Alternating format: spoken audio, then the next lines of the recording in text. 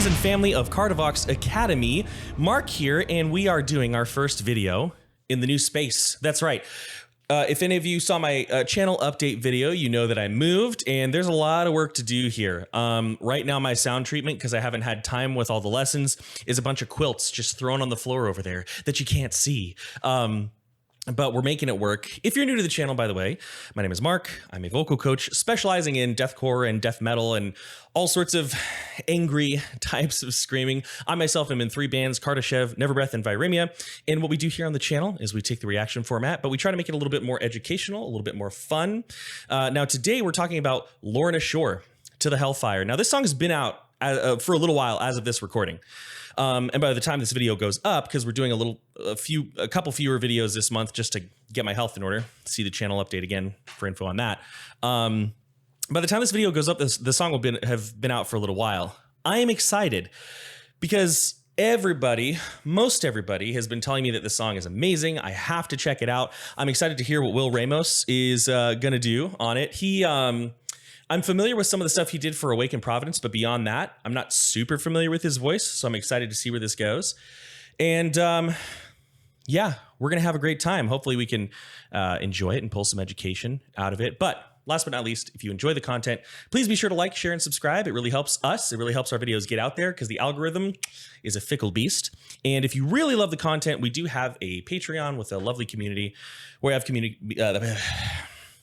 We're going to leave that stutter in there. We have a Patreon community where we have awesome events, a lot of lovely folks, and it's a great time. So without further ado, let's check out Lorna Shore to the Hellfire, and let's see what Will Ramos got. I think it's going to be pretty good.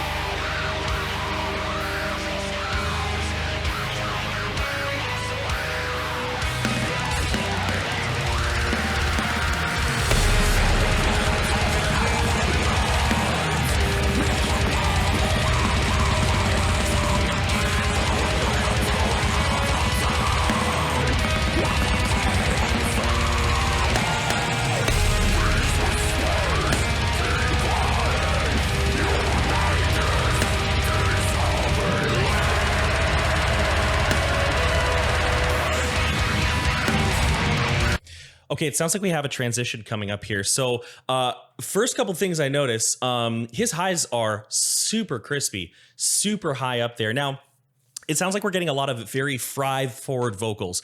So far, we've had things pretty mixed in. We've had some layers, so there may be some false chord things going in there, but I'm hearing predominantly fry sounds. Now, one thing that I really am digging is actually his layering, right? So his highs are awesome. Like they're way up there. But one thing I'm liking is his layering. Oftentimes, and this is super common in deathcore and death metal, we will, this is common across all music, right? Multiple vocal tracks, right? He's doing these highs, and then it sounds like underneath there's a somewhat tonal open scream, right?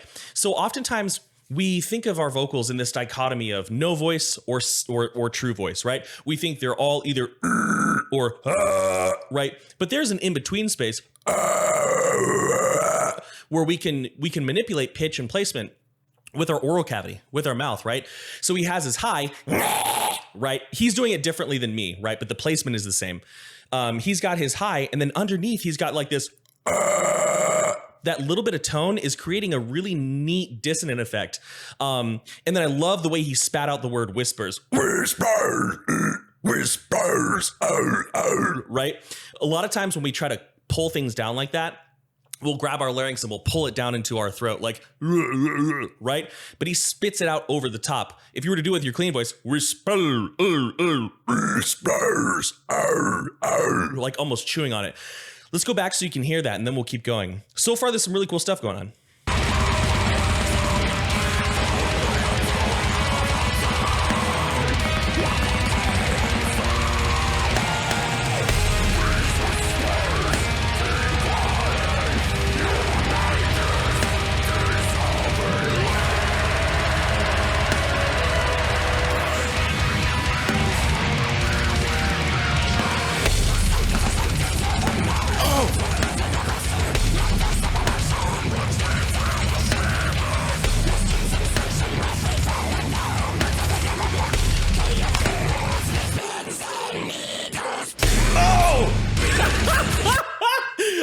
I'm sorry. I know I shouldn't stop it now, but I'm going to stop it now because I do what I want.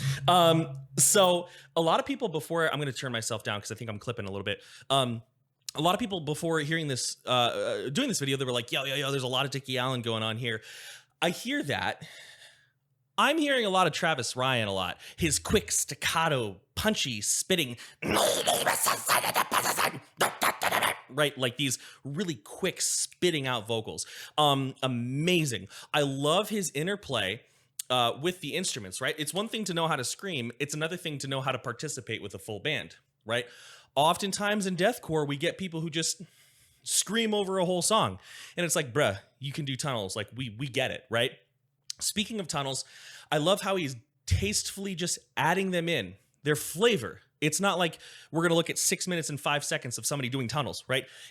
There's this one word, I don't know what it is, because you can't even understand what they're saying. But there's this one word where he slowly turns on the tunnel. Let's go back, and then I won't pause it in this awesome section, but there's a lot to go on here.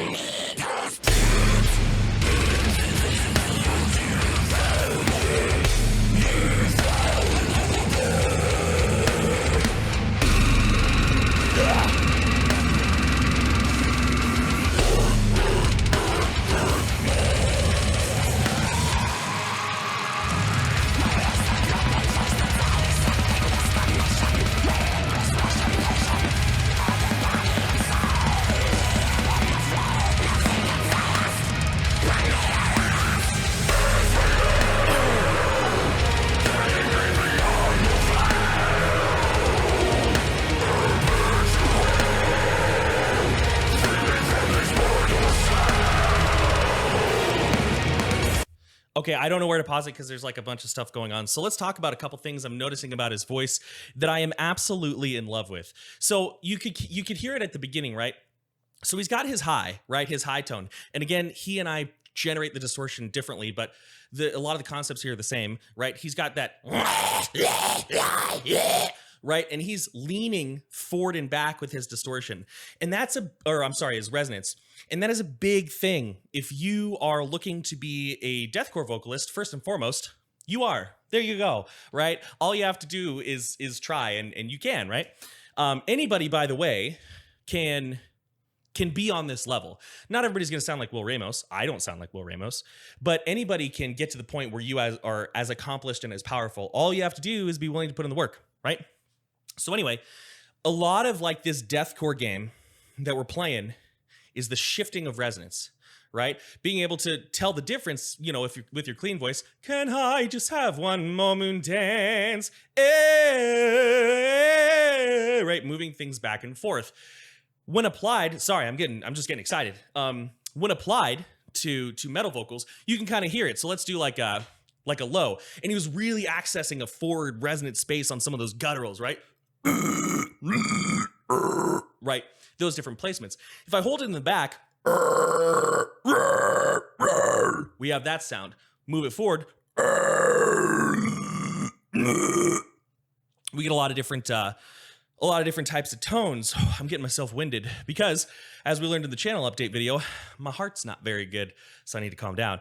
But keep that blood flow low. But anyways, yeah, a lot of really cool things. I actually want to go back and hear some of that again, just because he did a really great job. And I want you, while you listen to this, to think about resonance placement. Low happens here. Right? Let's go back.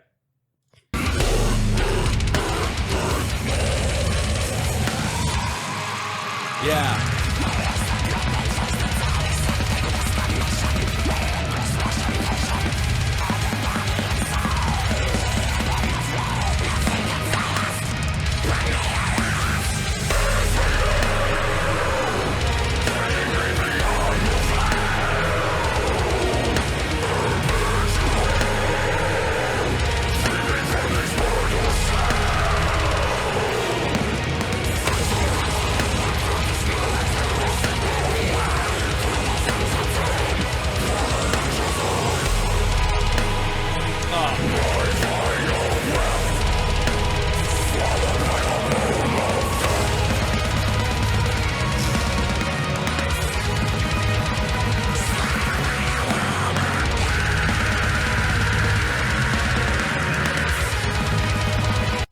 let's talk a little bit here. So, geez, this is a 6-minute song. We're not even 3 minutes in yet. There's so much to talk about. So, talking about this resonance thing again, right? A lot of the time when we're trying to access our high, whether we're doing fry or false chord highs, which that false chord high term, I'll save that for another video, but I've got some qualms with the idea of false chord highs. But anyway, oftentimes when we are trying to raise up, what we'll do is we will create a lot of tension in the throat versus simply accessing a nasal frontal space. Now, when I talk about nasal resonance, I don't mean that you have to sound super nasally, right? Although you can, right? You can have these really cool sounds. But what I am saying is that you don't need to squeeze to get there. A really good exercise that a lot of clean singing students use, a lot of people who have no interest in doing metal for their entire lives, right? A really good exercise that a lot of these people do is they'll cry like a baby, and it's super cringy and it's super awkward and it sounds awful. And we're going to do it right now. Yay! You can create that noise without any tension in your neck. Now, I don't want to create the illusion that like all you have to do is make a nasal noise and you're there. There's a lot more about the way we support it, where we pull that support from. It's not just about accessing nasal space, but that's a huge part of it, right? So if I take, for example, a high scream, I keep bumping my mic as I do. If I take my high scream, right, and I give it no nasal coloring, and I don't really worry about accessing a space, it kind of sounds like a really black metal-y mid. Now all I'm going to do is I'm going to access space as if I'm talking like this. Hey, hey. And you can hear him doing very similar things with his high vocal, right? So understanding that we can shift, through these registers, through these resonance placements with throat relaxation is huge. It's about accessing the stomach muscles, the abdominal muscles, even the back muscles to a degree, no joke, and supporting that sound through the narrower space that we are creating around our tongue and our pharynx.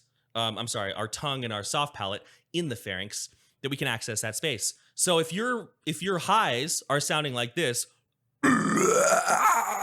you're having that instance, you're pulling your chest, like we have with singers, right? You're pulling your chest way too up into your head, and there's a lot of strain. Why not instead go this way? Right? Getting that transition is key. And he's killing it. His resonance is on point. I love it. I love the nuances. I'm talking a lot, but there's so much to do. Let's go.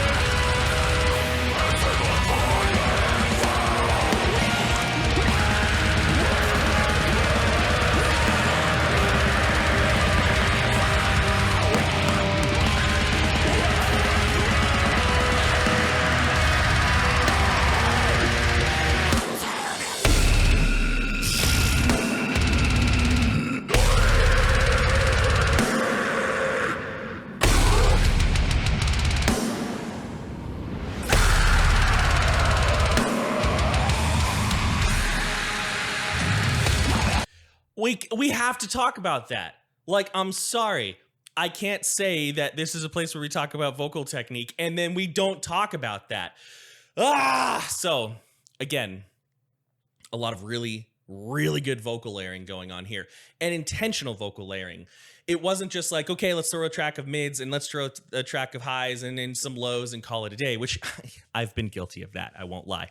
Sometimes you're in the studio and you're just kind of like over it. But with him, he's creating like, it gives the illusion of like dissonant harmonies, right? Because he'll have like the two track. It sounds like this. Now, I wasn't there when they produced it. Hearing this for the first time, obviously haven't heard the vocal stems, so take this with a grain of salt. But it sounds like he's doing a lot of And underneath that creates this really sort of oppositional tense. It creates like this tension, right? That I'm really liking. And to me, when I think about a vocalist, there's a difference between somebody who can scream, which is awesome. That's a huge part of it.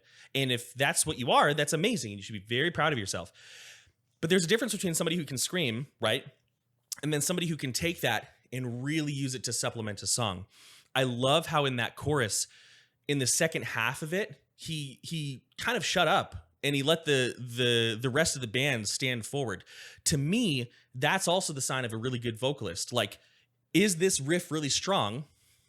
If yes, then does it need me? Maybe it doesn't need you the whole time, and that's okay, right? Let the strength of your song come through, and it'll work out really well. Now, I want to talk about lows for a little bit for anybody who's kind of curious. Lows can be a tricky game. Lows can be a tricky game because oftentimes we associate a low scream with trying to talk low. Hey, everybody, what's going on? Now, I will say that just through doing this job and this vocal coaching thing for a while, and knowing and talking with a lot of vocalists, picking other vocalists' brains, because I don't know everything. I know a lot, but I certainly don't know everything. I have found that sometimes people with extremely high voices, right? I don't want to lean too much on the voice type thing because voice type is a lot more than just which notes you can sing. But for the sake of simplification, your tenors, sometimes to access that resonant space, they have to do a little laryngeal work. So I'm not saying never, but I'm saying for the vast majority of people, guys and gals, and wherever we fit on that, we want to focus on our mids first, right? Because if I take a guttural and I pull away the way that I'm augmenting it to make it low, I make my mouth, I move away from this shape. I stop curling my tongue up or down. Right? You're going to hear that it's just a mid underneath. Being able to access that is really important because you're going to work a lot less hard for your lows and you're going to be able to go a lot longer, right? Let's go a little bit back and let's keep listening. But that's exactly how he is able to shift through all these vocals so easily, because he's really working with resonance and utilizing the acoustic properties of his voice. I say that all the time, but he's utilizing the acoustic properties of his voice to generate the sound for him. An example I use with my students is, imagine blowing over a little pipe, like a little pipette, like in chemistry class, right? Like a little pipette. You're going to get like a, right? Now, a big old 5-gallon or a big old gallon mud jug. You didn't have to do anything different here, right? It's the size of the container. Because the sounds we're working with are so heavily textured, we want to lean on the size of the container in our oral cavity first before we do any additional work. 99% of the time. Let's go.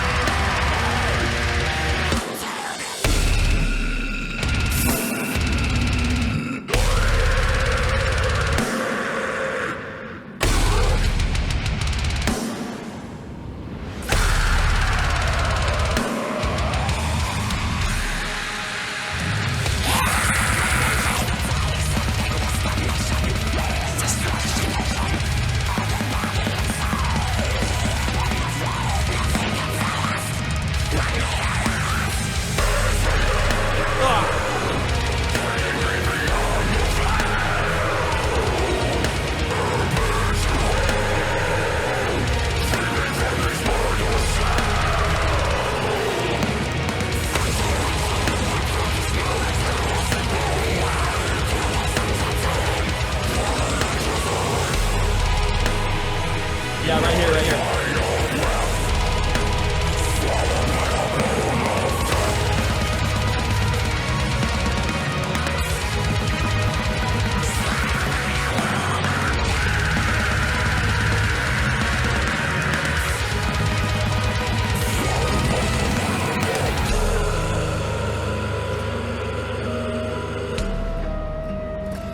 Okay, so,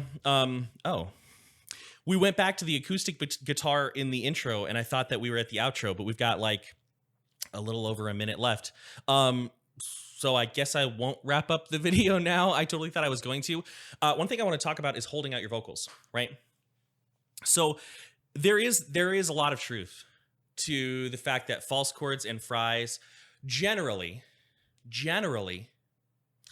don't hold out the same, right? So a false chord vocal most of the time is going to be less longevity than a fry scream. However, there's this idea out there that the difference is so great that it will decide what type of vocalist you should be. And that's some silliness. That's some straight silliness, right? Because when we're creating a lot of these tones, right? Remember being in like, you know, high school or early college or even right now, and you don't know how to scream, so you're driving around in the car and you're going, right? And it sounds like a scream, but there's no actual distortion, right? You remember doing that?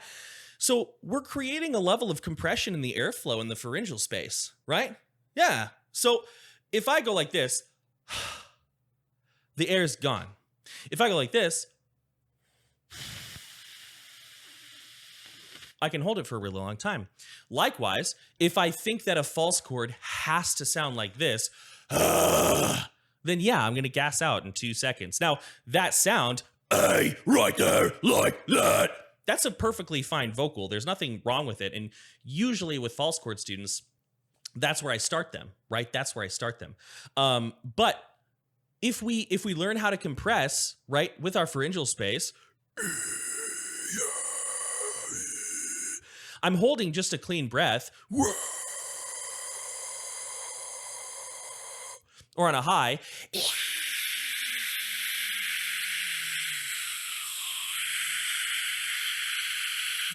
for a pretty long time. Now, I personally, in my own music career, have never had to hold a scream for more than like, I think I timed it. The longest was like 8 seconds. So don't get too hung up on it. But what we want to do is we want to utilize that compression, right? And compression is kind of one of those vaguisms that can change depending on who you're talking to. So for me, it just means a strategic and healthy narrowing of airflow, right? And when we combine it with our abdominal cavity, right? We squeeze, but we don't collapse. We can hold things out for pretty long. Let's keep going though, because I'm excited to see where this goes.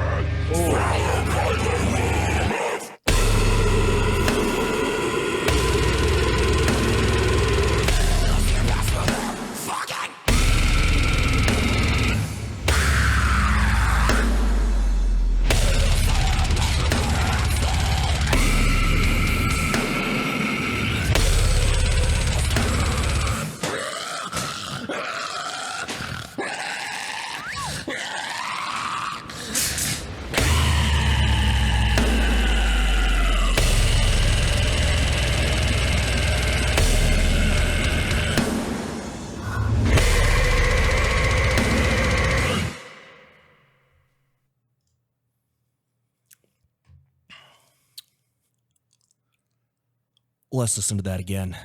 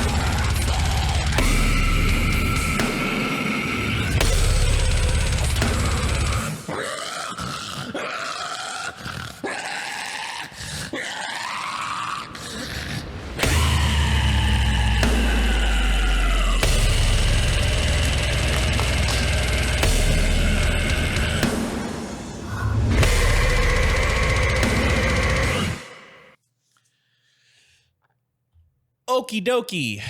All right. Holy crap. So there's an ongoing sort of joke with me and Alex, my business partner, and some members of the Kardavox Academy Discord. Back a long time ago, I heard Demolisher when it first came out, and it just got me pissed. So I pulled out my sword and swung it around. This is not a dirty joke. It's just an old thing I have. And Alex is always like, "Yo, when are you gonna swing the sword around again?" And I said, "You know what? When a song demands it, when a song demands that I take out my sword and murder something, I will." And Lorna Shore, Will Ramos, you did it. You did it.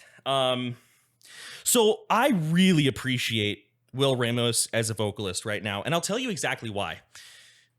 A, he's good. Okay, cool. Obviously. But he in such an expositional, maximal genre of music, like, let's face it, there's nothing subtle about deathcore, right? It's all like, here I am, aggressive 99% of the time. And for that reason, some people don't like it. And I get that, right? Let me put this down. I have even found, like I said earlier, myself a little tired of the people who, not of the people, I should say, disenchanted with when somebody can do these crazy vocal. My camera died, so I have to start over. This is a longer video than I thought. So let's speed it up. He saved all that stuff for the end, and it was so sick. There's so many things going on there. I could create a whole video just on that outro, but I want to talk about the main things, and let's just talk about what I assume, I'm just going to make an assumption here, what everybody's curious about, that gurgly animalistic growl. I want to find that one more time and just listen to it once more, because there were some weird tones going on. Let me find it real quick.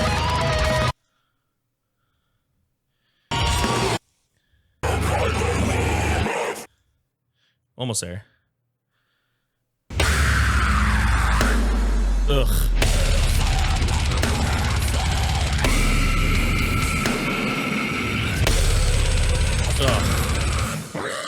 Yeah. Here we go. All right, so 5 minutes, 44 seconds. Let's pull it to 5:41.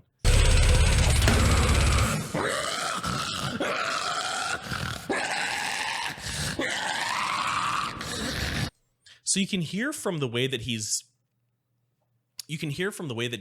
inwardly snorting, because that's what's going on for part of it, right? That he has sort of a wide, narrow vowel. Right? There's a difference between and yo, this is the moment where the people who say metal vocals aren't music, these are the times that they reference. And while I disagree, I kind of get it.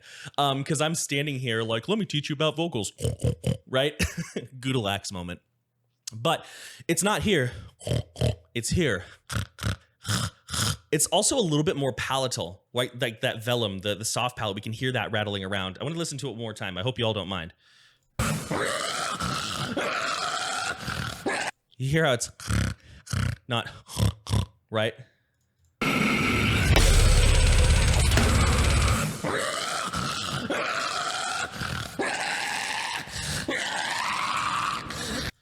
Okay.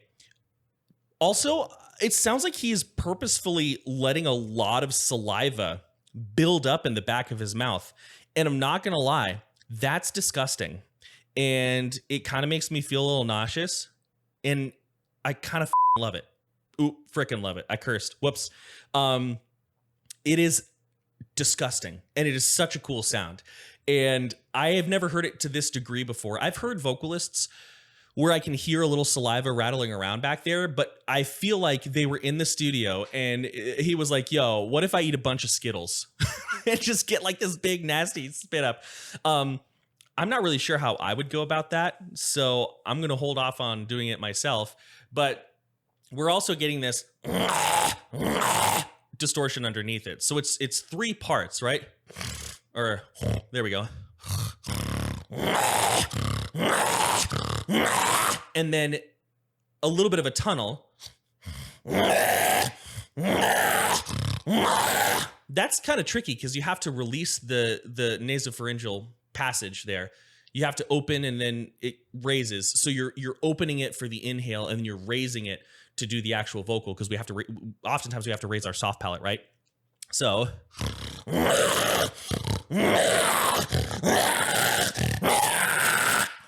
that's tricky. Good job. Good job. I know that Dickie Allen did something similar.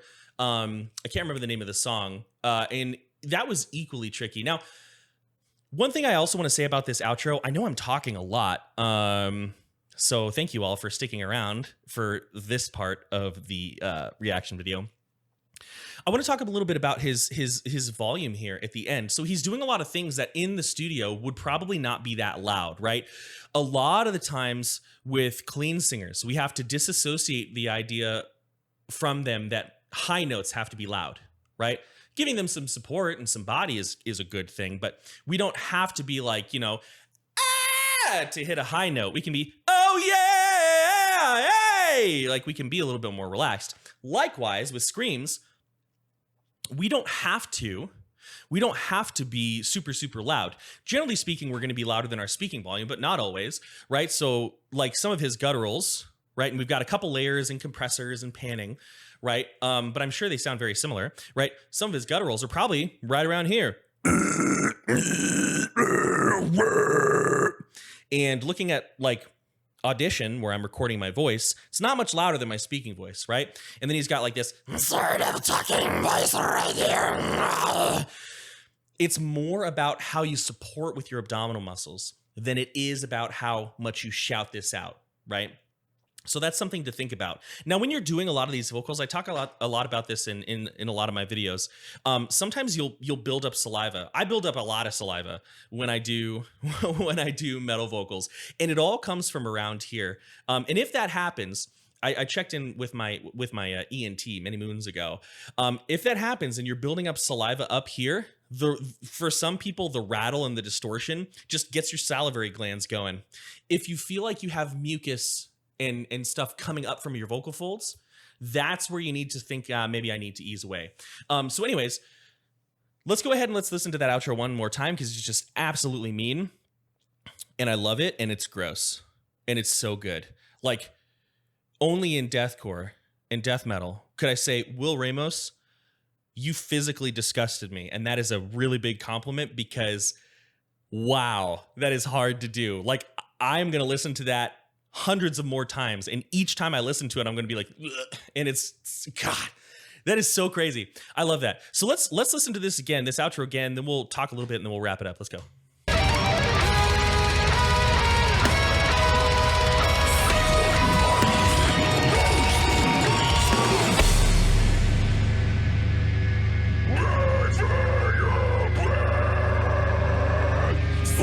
We've got some true chord phonation in there.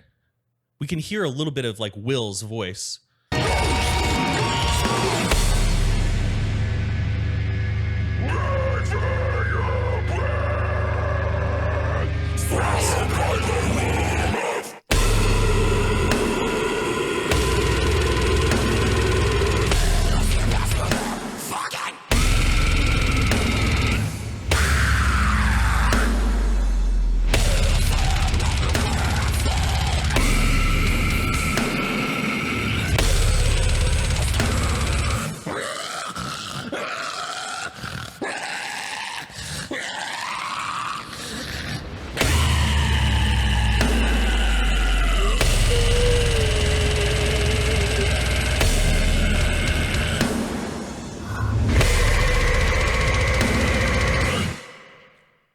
Oh, that's delightful. Also, after his tunnel outro, I don't have my keyboard split up, but it sounded like he pitched from like a ooh, but with the actual scream itself. So that's wild. Yeah. I think that's because he's leading a little bit more fry than I do. That's probably the case there. I literally could talk about this song for another hour, and we don't have that kind of time. So we're going to go ahead and wrap it up. Sorry, chair. Ooh, I gashed it up a little bit. Sorry, chair, for getting the sword. But wow, yeah, Will Ramos, bro, killed it. if you want to approach vocals this way, now again, hearing this all the first time, it's possible I'm getting some stuff wrong, or there's actually a little bit of different way that he delivered it in the studio, and that happens. That's normal. But if you want to approach vocals this way, I heavily advise, first and foremost, just understand resonance, right? Understand resonance. Forward, back, raise a soft palate, put it in your nose.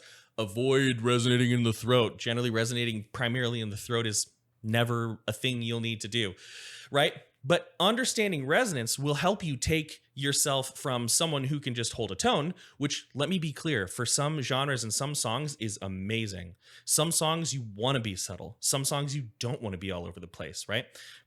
But if you do want to do this, understanding resonance, right? So you can move around through all these places, understanding the difference between like how to support like a little staccato,